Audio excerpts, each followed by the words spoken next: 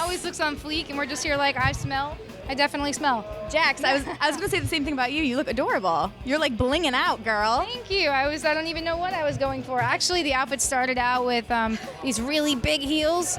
And You're like, no, that is not going to happen. I went into my first dress rehearsal. I was like, guys, I can't get on the stage, and I'm going to trip and die, and that's not going to be good TV. You were the first person to go tonight. How is that pressure, going up there first? I mean, I guess it's nice you get it over with, in a sense, but... Nick and I kind of flip-flopped. Like, he was first, last, and I was second, and I was the opposite. It was actually unexpected because I'd never been first in this whole competition, so I was like, oh, my name is called already. Like, usually I have all this time, and it was nice to not have all the anticipation, because that's the most nerve-wracking part. It's just being there like, is it happening or is it not? But no, it was.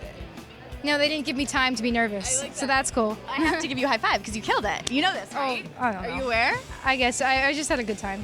How were you feeling about it, though? Obviously, a very different rendition. It was Lady Gaga. How are you feeling about your performance? I feel incredible that Gaga saw it and acknowledged it instead of. And you peed a little. I peed a little. That happened, and then Nick got up, and everybody was like, "Don't touch Jax," but she peed in her seat. But no, I think that it's an honor to be on that stage, and it's an honor to be a little monster, because I am a big fan, performing a Gaga song. So because you are such a fan, did you feel that extra pressure going up onto stage performing, or was it more of a comfort? It was actually, you're right, I think it might have been more of a comfort, because I wasn't doing anything close to the original. If I were doing anything close to the original, I would be freaking out, because I could not. But I think I just kind of stripped it down, and that made it easier to kind of separate myself from it a little bit. But still, it's Gaga.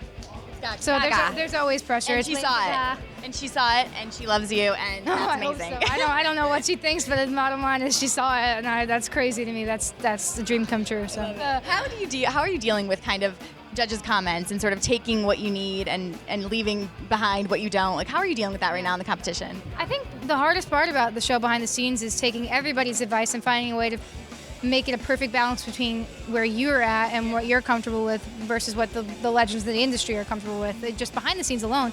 And then when you get the judges' input, it just kind of changes the ball game in your head, because you're like, well, I'm literally standing 10 feet away from J-Lo, Keith, and Harry, and no, there's no way you can walk out of that without the brain food and the information you need to go move on to the next round. I mean, there's such a big part of it, as is everybody else. There does come a point where you're the one that has to leave it on the stage. You're the one that has to be comfortable with it. You're the one that has to perform. But you have to inject in this competition what everybody else thinks too. What's one piece of advice that's really stuck with you, and from what judge? Is there anything that you've kind of kept along this whole way, this whole competition? Yes.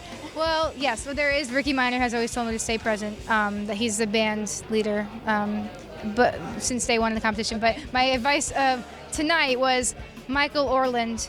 He said, be like orange juice and concentrate. Oh, I like that. See what he did there? I like that. I do too. I like everything that comes out of that man's mouth. So. And since obviously it's Billboard Top 100, if you could have 100 of anything, what would it be? I got this. Anything. Dun, dun, dun. I'll take 100 $100 bills. That's what Nick just said too. Nick, you guys are on the same page tonight. It's because you peed on him. That's what happened. Best interview. We were talking about peeing on Nick. Nick and I always have those jinx moments. We're always on the same. Yeah, that's why I love Nick. That's awesome. Yeah, I mean, we also have the same dog name. Really? We both have dogs. The same dogs? I don't think so. No, I think his is like something. I don't know. Its name's Jeter. That's so. And what's yours named after? Is there anything like Jeter? Okay, is it? But it's his too? Yeah. Okay, I was gonna say there's like two different stories. No.